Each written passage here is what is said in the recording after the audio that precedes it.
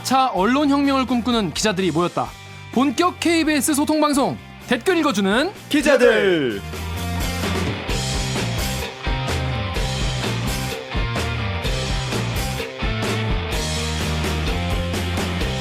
기자 지망생인데요. 나만 알고 싶을 만큼 너무 재밌고 알찬 방송이에요. 유튜브에 세실리아 오님이 남겨주신 댓글입니다. 세실리아 오님, 나만 알면 안 돼요. 이 PD님이 제일 싫어하는 말이에요. 제일 싫어. 제일 싫어하는 말. 내 마음에 다른 이름으로 저장. 안 돼. 모두가 알아야 나만 돼. 재밌으면 안 돼요. 그렇습니다. 좋은 거는 좀 많이 주변에 알려주시기 바랍니다. 그래야 우리가 더 오래 할 수 있어요. 그죠? 네, 저희는 KBS 기사에 네티즌 여러분들이 남겨주신 댓글 모조리 찾아 읽고 직접 답해드리거나 담당 기자한테 가서 대신 따져드립니다. 반갑습니다. 저는 진행을 맡은 댓글 읽어주는 기자들의 프로 대댓글러. 대댓글 다는데 보통 한 1시간에서 2시간 안쪽이면은 존경. 댓글 대댓글을 달아드립니다. KBS 김기화 기자입니다. 반갑습니다. 아 근데 기화 선배가 단 대댓글은 한 번쯤 읽어봐야 되는 것 같아요.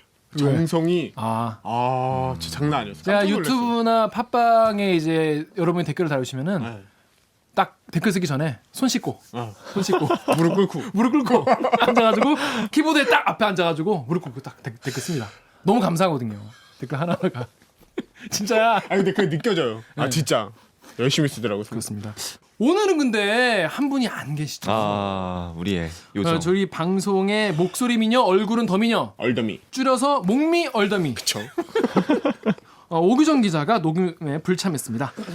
목미 얼더미 자리에 오늘은 우리 방송을 빛내주실 분이 한 분 지금 대기석에서 진짜 자랑스러운 저희 동기입니다. 야. 동기십니까?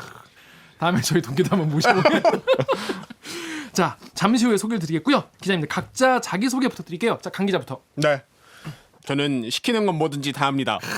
보도본부 3년째 공식 너회 그래. 서초동 요정 네. 마지막 서초동 마지막 서초동 강병수입니다. 아니, 왜 마지막 소초동이라는 저 거예요? 이제 다음 주부터는 그 닉네임을 바꿔야 될 이유가 좀 생길 것 같아요. 어떤 이유죠? 서초동이 아닌 네. 다른 곳에 가서 일을 좀 해봐라 라는 얘기가 있어가지고 서초동은 이제 뭐 하산하는 건가요? 너무 잘해서? 그런 거요? 그럴 수 없고 내년쯤 다시 올 겁니다. 아, 진짜요? 그럼 이제 다시 가는 팀이 어디죠?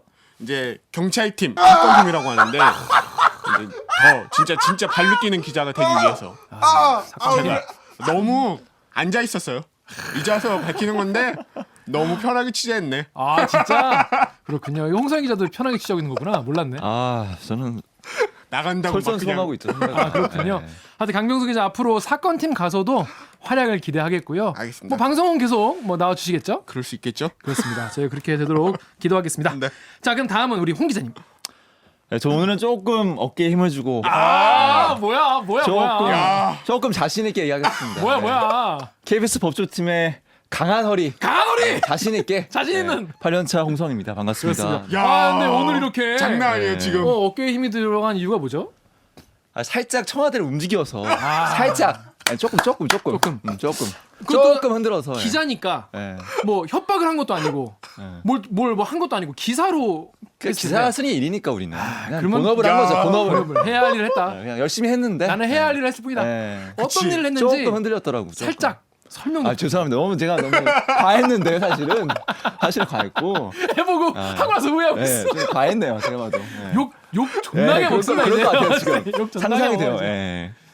그냥 그 특감반의 그 전 직원들이 특별 감찰반 청와대 직원들이 했던 비위 행위를 보도했더니 어제 보도했거든요. 근데 오늘 바로 그 청와대에서 즉각적인 반응이 나와서 그러니까 이게 기사가 청와대 특별 감찰 반원 수사 진행 상황 알려달라. 알고 보니 지인 사건 이런 기사였는데요. 그러니까 이분들, 그러니까 지금 나온 특감반은 그러니까 다른 공직자들, 청와대 다른 내부의 부처에 공직자들. 예. 그분을 감찰하는 분들인데 이 사람이 수사 진행 상황을 알려달라고 경찰한테 요구를 했다면서요? 예, 감찰반 직원 하나가 지난달에 이제 경찰청 특수수사과라고 경찰의 특수부라 불리는 곳이에요. 그러니까 아주 핵심적인 수사라는 곳인데 거기에 가셔가지고 이제 특정한 뇌물 사건의 수사 진행 상황, 이를테면 뭐 입건자 숫자라든지 아니면은 이 수사 과정에서 파악한 공무원 비위 명단이라든지 이런 것들을 좀 알려달라고 얘기했었나 봐요. 취재한 결과. 그래서 그런 내용들이 적절치 않아서 부적절한 지시 남용으로 보고. 그게 왜 그러면 안 되는 거죠? 그러니까 특감 반원이라고 해서 수사 상황을 알 수 있는 권한은 없고요. 당연히 없고 또 청와대란 특수성이 있잖아요. 그 지위. 왜냐하면 특감반이라는 곳은 엄청난 정보가 모이는 곳이에요. 사실은 취재를 해보니까 정부 부처가 여러 군데 있잖아요. 각자 감찰반이 있어요. 감찰 부서가 거기 있는 그 감찰 정보가 또 다 이 청와대 특감반을 모여요. 또 아, 그러니까 그러면 어마어마한 우리나라의 정보 모든 핵심인 거죠. 행정부 부처에 있는 비리와 그런 감사 그렇죠. 정보를 다 알고 있겠네요. 예, 보고를 하게 돼 하더라고요. 예, 그러면 그래서 정말 큰 힘을 갖고 막강하죠. 있는 거군요. 예. 경찰도 마찬가지로 보고를 하고 있고요. 예. 어. 그래서 그런 특수한 지위에 있기 때문에 좀 더 엄격한 잣대를 들이댈 필요가 있지 않겠느냐 그런 고민 끝에 그래서 오늘 청와대 입장은 어떤 거였죠? 청와대에서는 이제 특감반 전원을 사실 저희는 특감반에서 문제 있는 인원만 교체하거나 징계하거나 그런 정도로 예상을 했었는데 전격적으로 전체 그 특감반 인원을 교체하겠다 이렇게 발표를 했어요. 어제 9시 뉴스에 나가고서는 거의 뭐 하루도 안 지나서 저희 스스로도 놀랄 만한. 근데 홍성희 기자는 전반적으로 보면은 지금 문재인 정부 청와대에 뭐 불만이 있나요? 아, 큰일 날 소리 하시면 안 돼요. 아니 지난번에 문재인 전 대통령도 그렇고 아, 그걸 왜 꺼내세요 지금? 진짜 이게 잊을만한데. 전반적으로 이건 문재인 방송과 전 무관한 대통령이라고 다 얘기입니다. 빠진 거 보니까 죽이려고 그냥 지금 청와대에 뭔가 기스를 내려고 지금 좋은 글씨예요 그거 지금 저한테. 아니 기스를 내려고 자꾸 하는 것 같아 아유. 보니까. 아니 사실- 사실 너무 진지하게 물어봐서 계속 뭔가 질문을 던지고 싶은 얼굴이었어요. 뭘 물어보려고 아니 저렇게 궁금하니까. 아니 지금 청취자 시청자 여러분도 궁금할 거예요. 근데 저희가 세계 보면은 사법농단이든 국정농단이든 사실 디테일에서 시작했거든요. 그렇죠. 작은 잘못을 봐주다가 괜찮겠지 하다가 커진 거잖아요. 그런 문제 의식에서 이 정권 또 우리가 이제 뽑은 정권이니까 잘 돼야 되니까 잘 감시해야겠다 엄격하게. 그래야 아예 싹을 자를 수 있겠다. 그러니까 그런 일이 그런 벌어지지 고민을 않도록 했던 거죠. 그렇죠. 미리 좀 감시하자. 엄격하게 해야겠다. 엄격하게. 청와대는. 예. 그러니까 잘 되길 바라는 마음에서 그런 건가요? 뭐 국민이라는 사람은 당연하죠. 예. 하지만 너무 그런 보도만 하니까 뭔가 저희를 앞으로 저는 홍성희 기자를 좀 감시를 좀 하려고요. 이게 좀 봐야겠어. 좀 근데 저만 그런 생각한 게 아니에요. 또 있어요. 댓글러들의 댓글 한번 볼게요. 네. WEHA님께서 나는 하나하나 공직자 다 끌고 와서 기사 쓰는 것도 신기하다. 기레기들이 이런 정성으로 지난 정부에서 했으면 최순실도 금방 알았을 텐데. 출입증 없이 드나들던 수상한 여자 하나 사진도 못 남기던 그 기자들이 이렇게 말씀하셨어요. 지난 정부 때는 뭘 하시고 이번 정부 지난 이렇게 정부 때- 이제 이런 정부 왜 이렇게 열심히 청와대를 조지고 이러는 건가요? 지난 정부 때 법조계가 없었고 청와대 없었고 내근하느라고 KBS의 인사 시스템이 잘못됐다. 내근하느라고 못했네. 그때 무슨 부서 있었지 근데? 편집부서 뉴스 광장. 광장. 네. 아침 뉴스를 중책을 맡고 아침 뉴스를 담당했죠. 맡아서 네. 그때 홍성 기자가 법조팀에 있었으면은 뭐 박근혜 정권은 그때 이미 뭐 큰일 났겠네요. 태블릿 PC는 KBS에 그랬겠네요. 그만하시죠. 본인이 엄청난 부담을. 너무 재수 없을 것 같아요. 아까부터 재수 없었어. 그만하시죠 이제. 자, TOIN님이 청와대 직원이 몇 명인데 이런 사람 저런 사람 있는 거지. 파견 해제됐다니 됐구만. 꼬투리 잡기는 이렇게 말씀해 주셨어요. 굳이 이걸 꼬투리 잡은 이유가 뭐죠? 뭐 이런 사람 저런 사람 있는 거지라고 봐주는 순간부터 물이 새기 시작하고 아이고 잘한다. 그 순간부터 이제 어떤 일이 벌어질지 우리가 눈앞으로 많이 봤잖아요. 그렇지. 나가는 마당에 둘이 한 편이야. 둘이 한 편.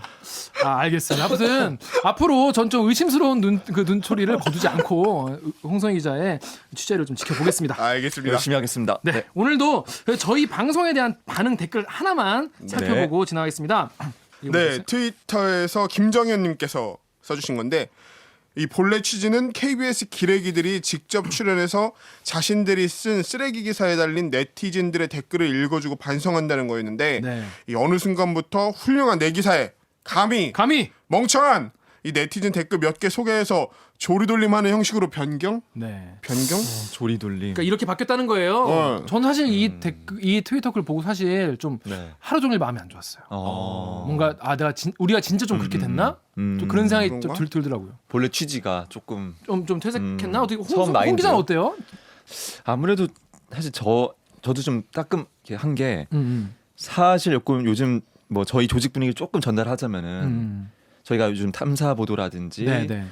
또 이게 긴 호흡에 조금 사회 이슈를 이렇게 흔드는 보도를 좀 하다 보니까 약간 사실 저희 조직 자체적으로도 자신감이 좀 오른 분위기예요. 제가 약간 체감하기에는 업됐죠, 약간. 업됐어요. 네.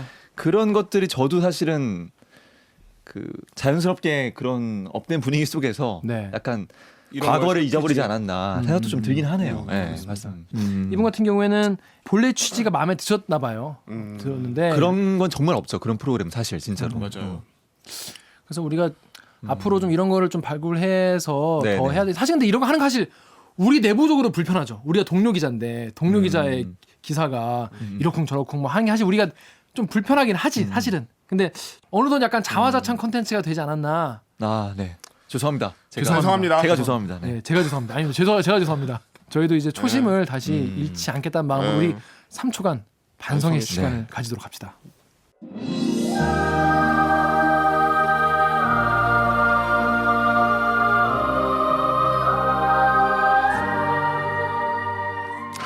네, 앞으로 기도라고 있지. 앞으로 아. 정말 초심을 잃지 않고 김정희님 죄송해요. 네, 김정희 저희가 앞으로 더 열심히 하겠습니다. 알겠습니다. 게스트를 모시기 전에 이 게스트가 오시게 된 계기가 있어요. 네네. 가끔 저희 댓글 읽어주는 기자들 메일로 이제 또 메일을 보내주시는 분들이 가끔 계세요. 네네. 근데 지난 11화 때 저희 맞춤법 댓글 기억하시나요? 유튜브에서 맞춤법 맞춤법. 맞춤 틀렸다고 그거를 지적해 주셨던 아이디 원님께서 이런 메일을 보내주셨습니다. 아, 감사합니다. 네. 네. 감사합니다. 이 원님의 메일을 홍 기자가 한번 읽어주시겠습니까? 이번엔 소환하고 싶은 기자가 있어 직접 메일을 보냅니다. 그렇습니다. 사회부와 문화부를 거쳐서 현재 정치외교부에서 국회를 출입하고 있는 김비치라 기자를 추천합니다. 그래서 모셨습니다. 와우. KBS의 빛이죠. 와우. 김비치라 기사님 어서 오세요. 연예인이다 연예인. 네. 반갑습니다. 반갑습니다. 초대해 주셔서 감사합니다. 네, 저희가 자기소개 부탁드리겠습니다. 네, 저는 이거 보고 얘기하는 건가요? 아니 뭐 보고하셔도 되고 보고하세요. 프로 방송이. 그렇지, 보고하세요.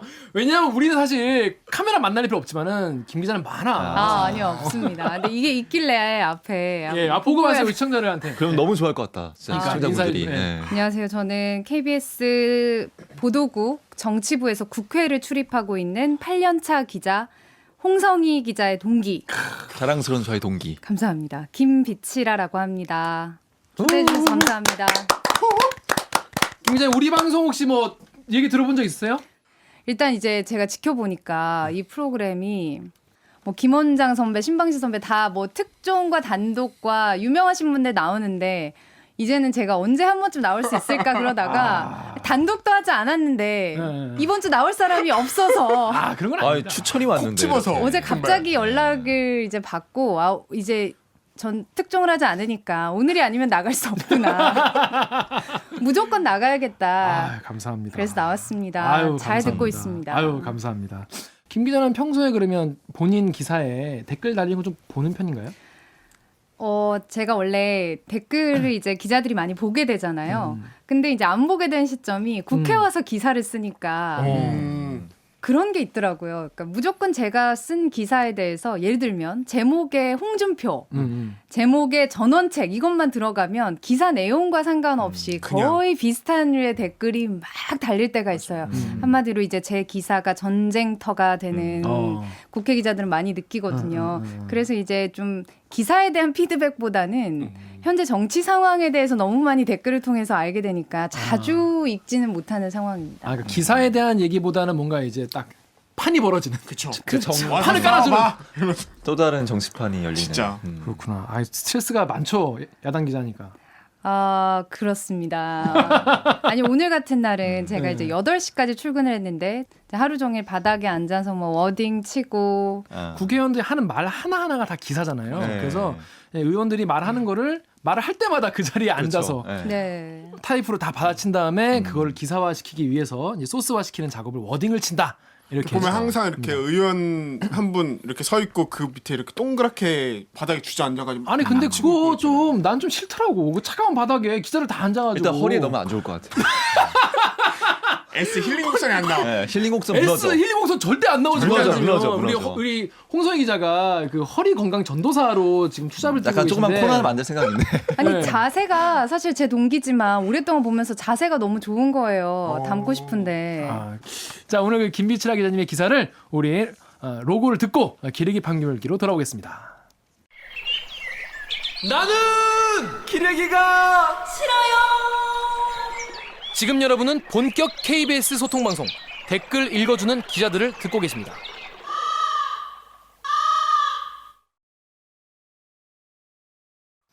네, 오늘의 기레기 판별기 기사입니다. 이게 이제 뭐 내가 기레기 짓을 했나 안 했나 뭐 이런 걸 판별하는 시간이에요. 우리의 유일한 코너죠.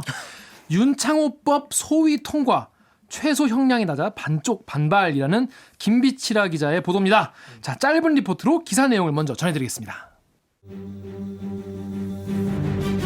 음주운전자 처벌을 강화하는 이른바 윤창호법이 국회에서 첫 문턱을 넘었습니다. 김비치라 기자의 보도입니다. 국회에 묶여있던 이른바 윤창호법이 법사위 소위를 통과했습니다. 음주운전으로 사람을 다치게 한 경우 징역 범위와 벌금이 확대됐고 사람을 숨지게 하면 3년 이상 징역 또는 무기징역으로 확대됐습니다.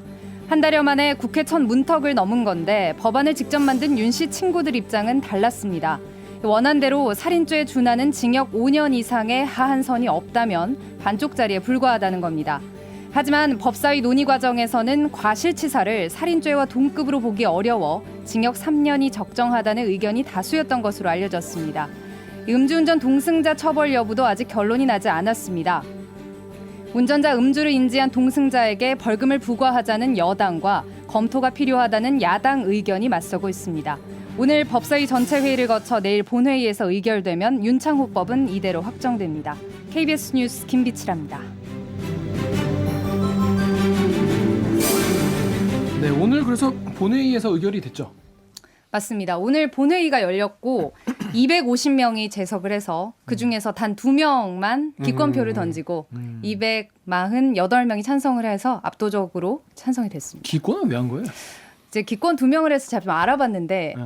한 명은 이제 그 유가족들이 얘기를 한 대로 이 친구들이 얘기한 대로 형량 기준이 더 가야 된다라는 뜻으로 기권을 표했고 한 분은 이제 케이스 바이 케이스 여러 의견이 있는데 이것도 과하다라는 의견을 남기셨습니다.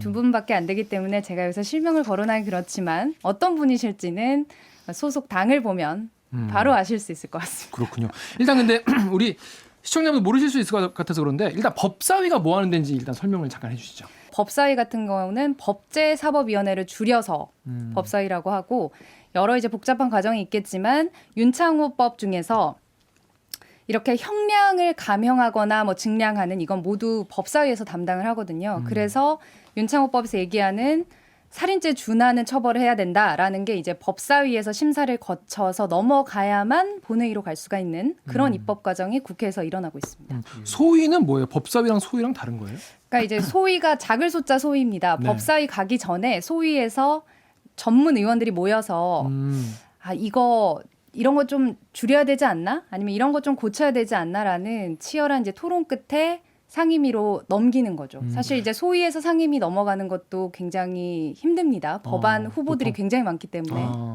근데 보니까 어떻게 이 사안을 일단 취재하시게 된 거예요?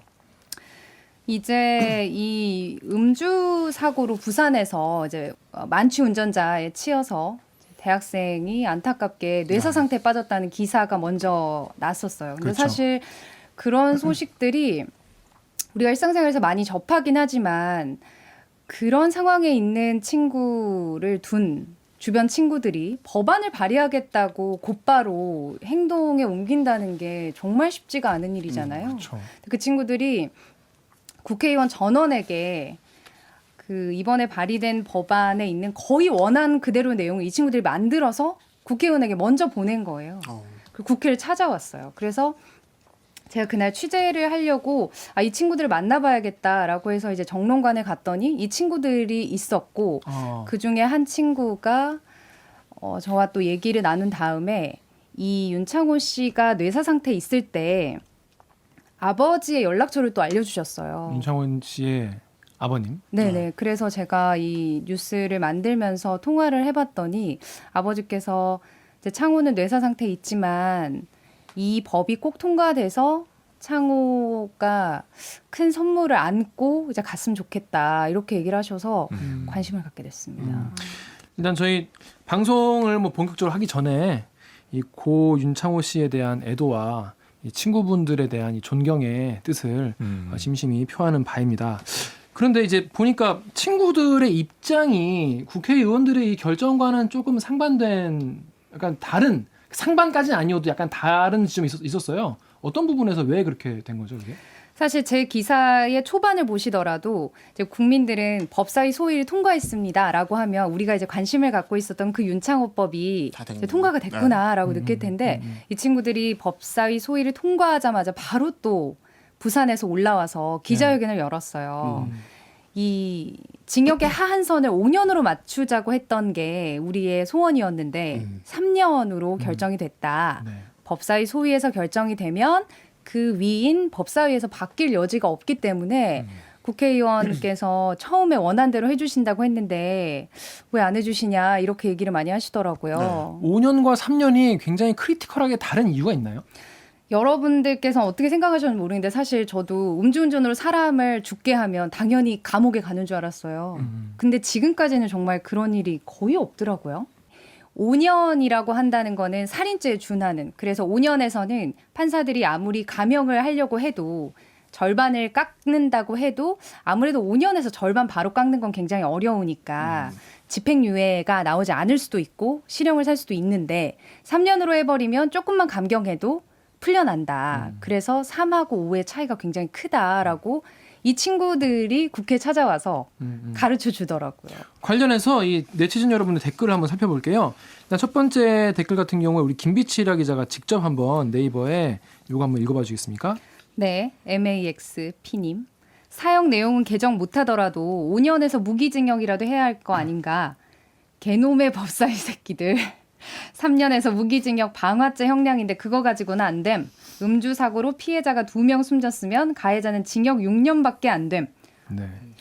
이런 말씀들이 많이 있었어요. 그러니까 형량에 대해 사실 뭐 3년이면 의미 없다 이런 말씀이 많았는데 어떻게 생각하세요? 개인적으로는 이 3년이랑 5년 큰 차이가 있을 것 같나요?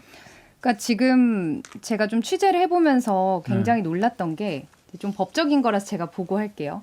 사실 사람을 죽게 한 경우에는 이 윤창호법 이전까지 1년 이상에서 30년 이하의 징역을 받는다. 1에서 30. 따라서 최고형을 하면 최고형 30년에 음주운전죄 3년을 해서 33년 살 수 있고 도망가면 뺑소니까지 해서 더 큰 형량을 받을 수도 있는데 우리나라에서 이런 케이스가 없는 거예요. 왜냐하면 계속해서 감형이 된대요. 계속 이제 법원에서 감형을 시키면서 음주운전 사고에는 실형이 선고되는 경우 자체가 지금 드문데 2015년에서 2007년 사이에 17년 사이에 치사로 네. 사람을 죽음에 이르게 한 사람 중에 53%가 집행유예로 풀려났어요. 사람을 죽이게 하고도 10명 중에 대여섯 명은 다 그대로 나와버리는. 절반 이상이 그냥 나온 거네요. 그렇죠. 그리고 또 아시는 것처럼 음주운전 사고는 또 재범률이 높기 때문에 이렇게 나오면 또다시 다른 사람을 죽음에 이르게 하는 위험한 행위가 될 수 있다라는 거죠. 그래서 저도 이게 보면 사실 그 법안을 낸 친구들은 5년도 너무 약하다라고 얘기를 하더라고요. 사실 10년 정도는 해놔야 감형을 아무리 해도 실형을 살 수밖에 없는 상태인데 지금 이제 살인죄에 준하는 하한선이 5년이기 때문에 상징적으로 5년을 한 것이지 더 높아야 된다. 이게 이제 계속되는 윤창호 씨 친구들의 이야기입니다. 자, 그러면 이 윤창호법을 실제로 발의를 하시는데 이제 적극적 역할을 하신 이 친구분들 중에 한 분이시죠. 김민진 씨와 전화 연결이 지금 돼 있다고 합니다. 입장을 한번 직접 한번 들어볼게요. 자, 헤드폰 다 써주시고요. 여보세요? 네, 여보세요? 네, 안녕하세요. 네, 안녕하세요. 안녕하세요. 저는 KBS의 김기화 기자라고 합니다. 네. 예, 아유 정말 큰 일 하셨는데 그 오늘 그 친구분 윤창호 씨의 이름을 딴 법안이 그래서 결국 본회의에서 그래도 통과가 되긴 됐어요. 네. 그래서 이게 소감이 어떠신지 일단 궁금한데 뭐 얼마나 만족하신지 어떤 부분이 아쉬우신지 좀 궁금해서요. 우선 그래도 창호의 사건을 계기로 그리고 창호를 비롯한 지금까지의 많은 억울한 피해를 입으신 분들을 계기로 그 목숨값으로 지금 이렇게 처벌 강화가 됐다고 생각을 하고 네. 세상이 조금은 바뀌어서 다행이라고 생각을 하고 있고요. 네. 그런데 또 윤창호법은 끝이 아니고 그저 시작일 뿐이니까 네. 촛술에 배부를 순 없는 건 것 같아요. 그래서 계속해서 해갈 생각이고 네. 오늘의 결정에 대해서는 사실 아쉬움이 많이 남아요. 왜냐하면 저희가 계속해서 음주운전은 살인행위이다라는 슬로건을 내걸었던 이유가 네. 누군가를 음주운전으로 죽였을 때 네. 누군가가 죽으면 적어도 집행유예로 풀려나는 지금의 관행은 없어져야 한다라는 생각이 가장 컸는데 네. 징역 3년으로 됐다는 건 집행유예로 풀려날 가능성이 그저 열려둔 상태에서 결정이 끝난 거기 때문에 네. 그걸 막아보고자 끝까지 노력을 했었는데 그게 안 돼서 정말 많이 아쉽습니다. 지금 그러면 가해자는 지금 어떤 상태인가요? 가해자 첫 공판이 12월 7일에 열린다고 그러더라고요. 네. 근데 뭐 저도 가해자한테 개인적으로 연락을 받은 것도 없고 네. 뭐 부모님께도 연락이 온 게 없고 제가 지금 창호 집에서 함께 지내고 있기 때문에 네.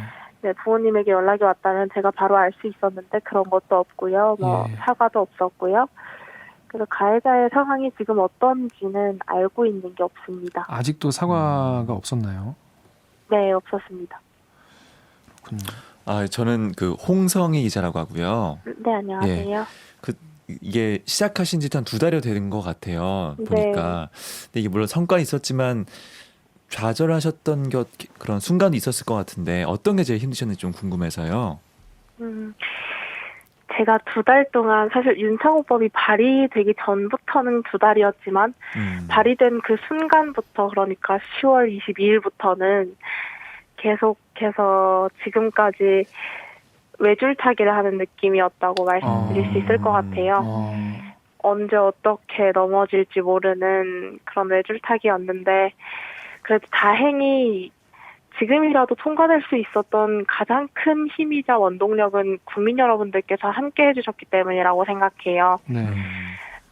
그런데 윤창호법을 계속 진행하면서 가장 크게 들었던 생각은 왜 우리나라 국회의원들에게 민생 법안이 국민의 안위의 보장에 관련된 문제인데 그러면 국회의원들이 이것을 가장 우선적으로 처리를 해야 할 문제임에도 불구하고 의원님들께는 여야 간의 갈등이 있을 때 그 협상을 위해서 쓰는 어떠한 도구에 불과하지 않은 것 같다는 느낌을 많이 받았었거든요.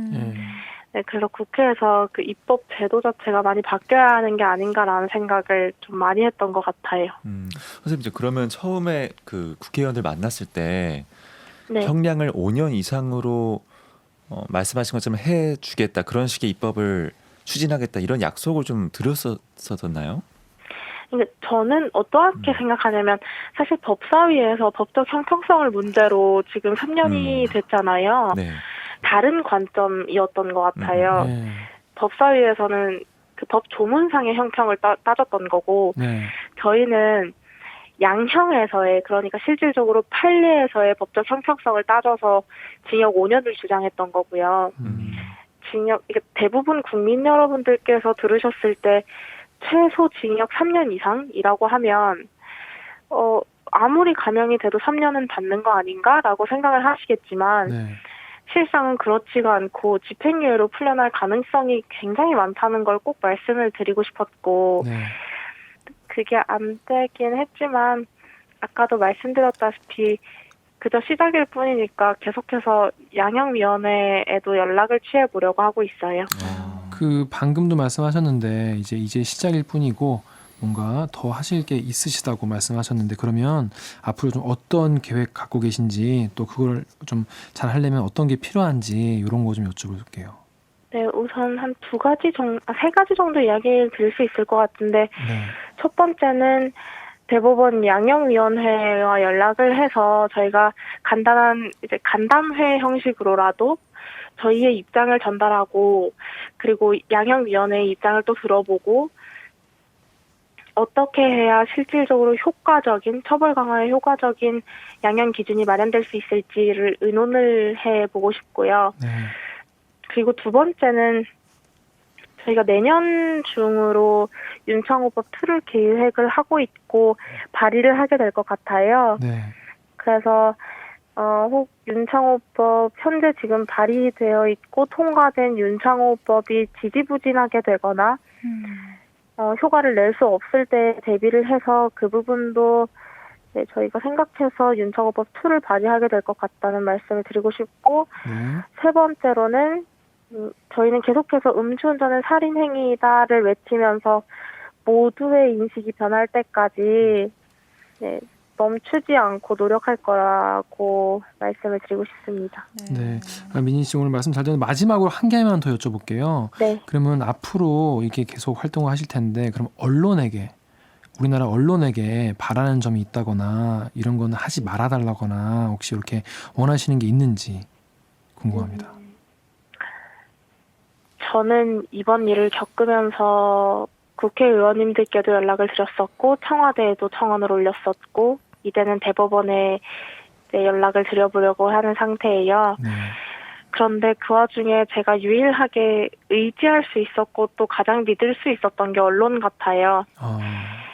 언론은 국민의 입장에서 가장 다가가기 쉽고 또 매일 접하는 거기 때문에 네. 이러한 안타까운 소식을 계속해서 전해주시고 또 이 음주운전으로 더 이상은 누군가가 다치거나 죽지 않도록 언론의 역할을 다 해주셨으면 하는 바람이 가장 크고요. 네. 그리고 세상이 바뀌는 게 그렇게 쉬울 것 같냐라는 말을 제가 이번 일을 진행하면서 굉장히 많이 들었었는데 저는 물론 세상이 바뀌고 인식이 변화하는 일은 정말 어렵다고 생각해요. 네. 그런데 또 한편으로는 어렵지만은 않다고 생각하거든요. 네.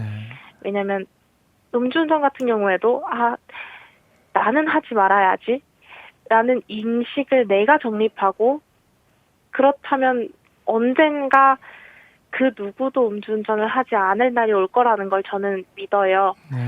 그래서 그런 음주운전에 대한 인식 또는 그 어떠한 안타까운 사건이 훅 또 발생한다면 어떠한 사건이든 그 인식을 정립할 수 있는 게 언론의 역할이라고 생각하고 언론의 힘이라고 생각하기 때문에 네. 모든 언론인께서 그 소임을 다해 주셨으면 부탁드리고 싶습니다. 알겠습니다. 너무 말씀 너무 감사하고요. 저희도 앞으로 꾸준히 윤창호법, 또 윤창호법 2 이런 것들 꾸준히 보도하고 취재하겠습니다. 너무 늦은 시간인데 네. 통화 응해주셔서 너무 감사합니다. 네, 고맙습니다. 열심히 하겠습니다. 민지 씨 응원하겠습니다. 고맙습니다. 감사합니다. 고맙습니다. 고맙습니다. 고맙습니다. 네. 수고하세요. 아이고. 근데 직접 들으니까 확실히 좀 마음이 좀 느껴지네요. 되게 그 모범적인 시민 한 분의 목소리를 네. 들은 것 같아요. 국회에 보내시는 게 좋을 것 같아요. 그러니까 사실 저도 처음에 가장 제가 가슴이 아프면서도 놀랐던 게 제 친구, 제 소중한 사람이 이렇게 아팠을 때 이런 담대한 일을 할 수 있는 정신이 있을까 그랬는데 정말 이 친구는 이번 기회를 계기로 해서 많은 사람들에게 많은 거를 가르쳐주는 그런 사례가 될 것 같아요. 그리고 지금 2달 정도 좀 넘게 입법 활동 이렇게 쓰고 이런 걸 해왔는데 지치거든요, 사람이 사실은. 이런 거 안 해본 사람인데 이걸 계속하면은 인간적으로 지치거든 몸이. 그렇죠. 그럼에도 불구하고 앞으로 계속 더 이것을 해나가겠다고 하는 걸 보고 정말 존경스러워요. 대단한 진짜 분이다, 진짜. 마음 깊은 곳에서 응원하고 싶어. 아니 진짜로. 진짜로. 그러니까 저도 기자들도 아마 저뿐만 아니라 기자들도 마찬가지였을 거예요. 이게 제가 기자로서 보람된 일을 할 수 있다는 그러니까 이 친구들이 가는 길에 정말 작은 조금이나마. 역할을 진짜. 하고 싶다는 생각이 들 수밖에 없죠. 제가 이 친구들이 굉장히 반발을 하고 어제 그 국회의장을 만나서도 본회의 통과되기 전에 한 번만 더 의장님이 얘기를 해주시라라고 맞아요. 면담을 했는데 이 법사위에 참여한 이 소위에서 이 형량을 3년으로 결정을 하는데 참여 의원들한테 제가 전화를 해서 물어봤더니 사실 우리나라 역사상 이 무기징역이 그러니까 음주를 했는데 30년이 최대형이 아니라 영원히 살 수 있게 만든다는 거를 의원 전체가 이렇게 빠른 시일 안에 통과를 한 것도 대단한 거다. 그렇게 얘기를 저는 하더라고요. 이게 하나도 안 대단한 것 같은 게 예를 들어서 우리가 백화점에 세일하는데 최대 90% 세일이라는 거예요.